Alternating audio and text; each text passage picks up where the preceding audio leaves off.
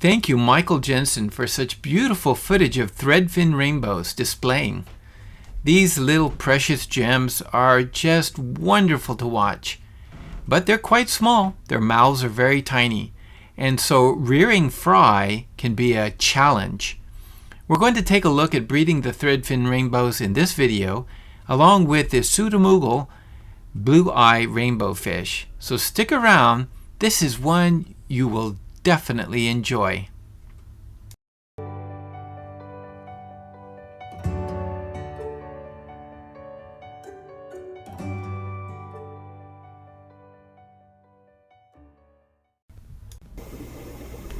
Let's get right into the breeding setups for the adults.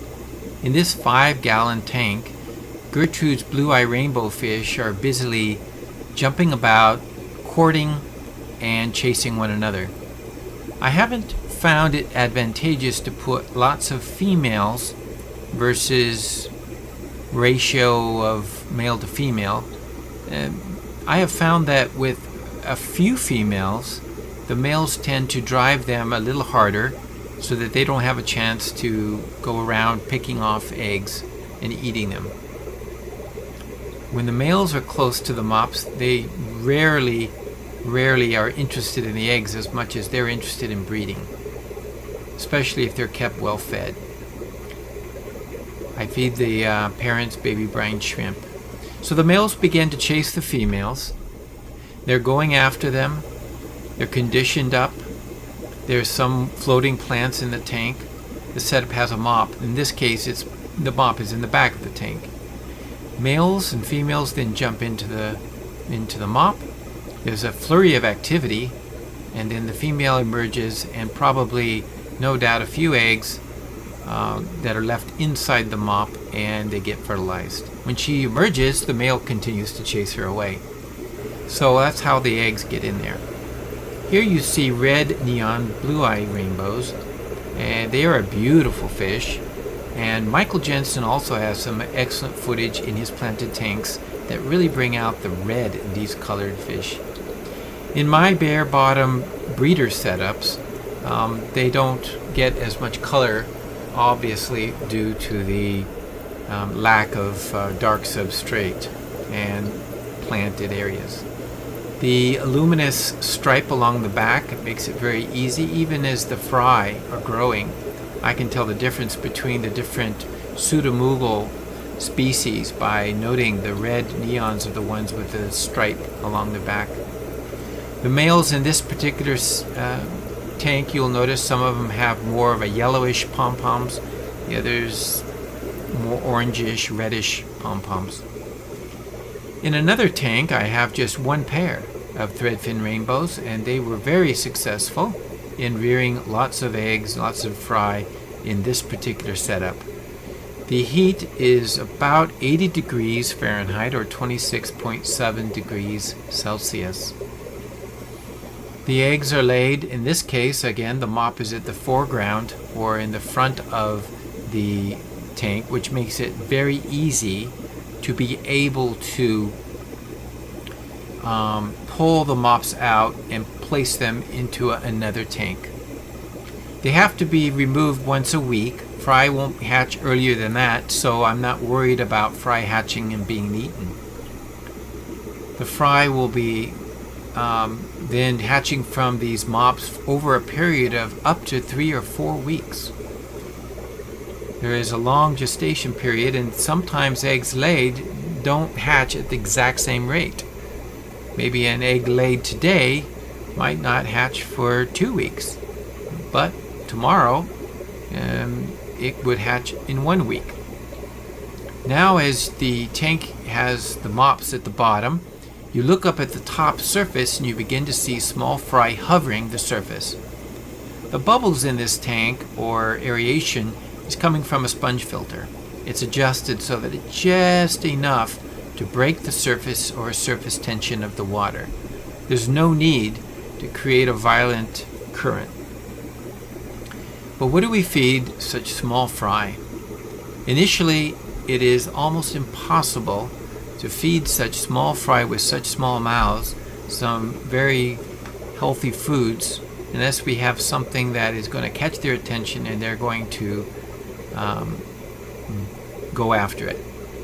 I have found Infusoria to be the best means, but even more specifically Paramecia, because it's the larger of the Infusoria, and it can be cultured in such a way that it can be very, very easy to provide the right foods. Let's take a look at the Paramecia. As you can see from this scene, the concentration is now ready. This is all done beforehand.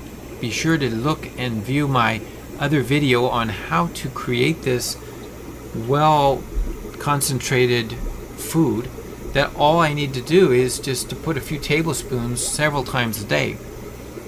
More often than better. More often is better, but I want to pour the food in such a way that it will allow the tank itself to handle the amount of water that is being put in from the Paramecia culture. It's only a small amount, because I'm not doing water changes for at least a month. Now, as they continue to grow, you see I start sprinkling a little micro powder foods on the surface, and these will then start eating that off the surface, but not in high concentrations, very small amount, because most of the food will drop and go to the bottom and they will not eat it. Again, look at the beautiful swarm or shoaling fish that are now, after several weeks, in the same tank. The mops are being hung on the side in this case instead of being just tossed. I don't know if there's any advantage to that. Also notice that these tanks are quite clean, because if you look on the filter you'll see a small young baby bushy nose pleco and citrus type, and I introduced them into the tanks and they do a great job of cleaning things up. And after a few months, all we can say is voila, Threadfin Rainbows. Notice the beautiful shoal of fish that you have. And a lot of the smaller ones have caught up with the bigger ones. But we haven't covered water changes. So let me change mics and we're going to get into that in depth. In this tank, it's been approximately 1 month since the first fry appeared. The fry are growing at a very good rate, and they've gotten to the point where now I can feed them baby brine shrimp. But no water changes have been made. The flow rate of the bubbles has increased after about 2 or 3 weeks. But now it's time to start thinking about water changes, because the fish are getting bigger, and this is what's going to affect the water quality. Already there's a lot of detritus. There's algae that's growing, and I haven't touched the tank. I don't want to disturb the system, but here now what I need is to put in a overflow and start dripping. So I have water that can be dripped into the tank, but I need an overflow. So I attach or set up one of these. This is a very simple overflow system. It uses a tube that runs the length of both legs, and there is a hole in the side of the outside leg, and it will allow water to drain out and go right down into a tube into the drain. On this side there is holes at the top, and these are 1/8-inch holes, but of course will allow fry to go into the tube, fall down into the bottom, and of course the amount of water that is kept equal on both sides. There's water kept in both legs by this bridge tube. So I need to fill it with water, the bridge tube and the legs, and then set this inside, and I can just kind of do it like this, and I'm going to do it on the back of the tank, and that will be all that's necessary to drain water out slowly as quick as it's coming in. The air holes up here just ensure, because this might be too tight, I've got to make sure air is able to get in, because the water level is going to get up to this point. So because there's fry, I just cut off the bottom of an intake sponge and slip it over, and I'm going to then use this as a preventative. And when the fish get too big or bigger, I can just pull that down and have more flow. That's it. It's a very simple device, easy to make with a few pieces of PVC. Right now this one's cut at 4 inches and 6 inches, and it's got 2 elbows with a piece just to hold it. Nothing's glued actually. The only thing that you'd have to worry about is there was a leak at the caps at the bottom to prevent any leakage there, but actually it's very reliable, and there's no reason to actually glue it because this has got air going into it. There is no pressure. It's not a pressure system. It's not under pressure. So that's it. So we'll give that a try now. Alright, now we have the apparatus installed over the back of the tank. The tube, which is clear, can be seen. There's no air in the tube, which is important. So looking into the tube, there's no air bubbles. That shows that there's a siphon happening there going over the edge. So inside the tank, there's a tube, and on the outside you can see between these tanks there's the outside one, and there is the drain. You can see that drain going right out into a drain that's been set up. It's just an open T, and so that tube can just drain straight in there. So that's the setup in the back corner. It should remain there even if this level of the tank drops down to halfway or however much water I drop out of the tank. It's not a problem. It'll hold the siphon in the 2 legs for the tube. So there you have it. It's all set up. Now we just need to add some water, and as you can see, I have an airline tube here. I'm just going to drip some water. There it goes. I'm just going to start dripping water into the tank, let it fill up slowly. We'll check back later to see how full this actually gets before it maintains a steady level and starts overflowing at the same rate that it's coming in. So we'll take a quick look at this water changing system. It's a more manual system, but it's already, the water pouring in is already starting to stir up a little bit. But the fish having such a sensitive, or shall we say mild, way of changing the water are benefit the most. And at this time, this is about the time when there is no more hatching. It's time to remove the mops that no longer will have any hatching eggs on them. And so here it's been a month, and so I usually leave them in that long. The water level now is at a maximum, and the overflow has begun to run. Water continues to pour in here, but the flow out is definitely the same. It's also interesting that you could have the level set by where you put the holes, because this looks a little full at the moment, and if you don't want it that high and you want it to stay below, you can actually lower the holes on that side. So that's the important thing. I do advise that you watch it the first time. Make sure, especially when the foam is dry, and make sure it is not going to have difficulty draining. You just squeeze it a few times, make sure it's thoroughly soaked, and that will cause the water to flow. It has the added benefit of producing a little buzz, so it always lets you know when there's water draining. The buzz is on the outtake, and let's see if you can hear it. I'm not sure you can hear the buzz.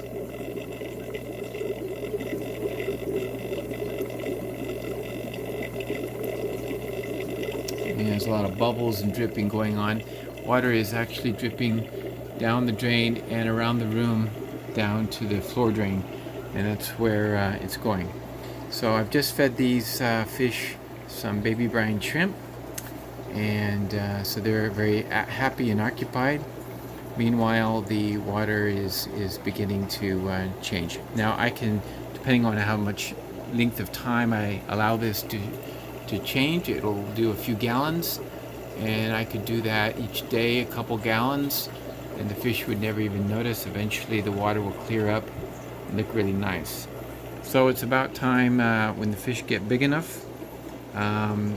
These are still a little small, but eventually, let's look at the little older ones, the ones from the previous batch. We have them up here.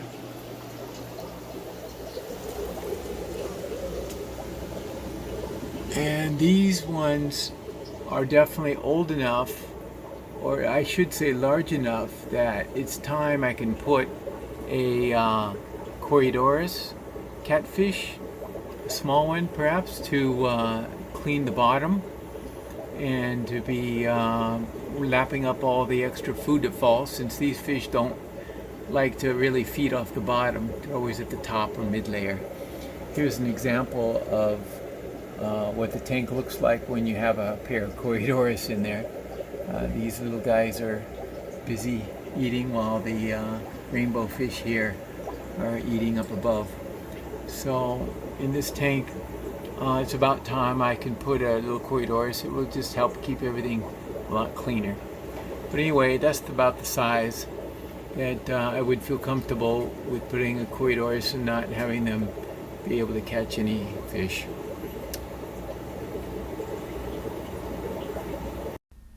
But what about water changes when the tanks are up high and you can't use gravity feed systems? Let's take a look at how I do it. Coming out of the Hagen tank, which is clean water, aerated, water is pumped through using a dosing pump, very slow amount. Water is put into the back of the 5-gallon tank where the fry are.